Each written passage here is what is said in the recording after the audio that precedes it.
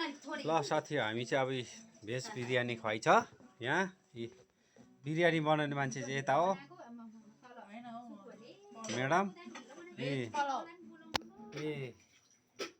हेर्नुहोस् यहाँ मेरो कान्छी बहिनी हो सबैजना अब भेज बिरयानी खाने हो साथीभाइ कस्तो गर्छ म टेस्ट गरेर तपाईँहरूलाई बताउँछु ल मिठो छ कि छैन हामी चाहिँ यस्तो यस्तो खान्छौँ बेला बेला यस्तो खाँदै गर्नुपर्छ कोही कोही बेला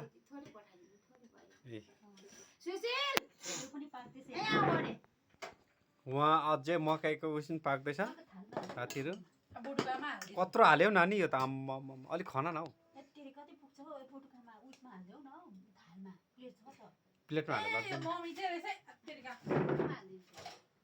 लु म आफै हाल्छु नानु त मासु भात खाइरहेको मान्छे के खाँदैन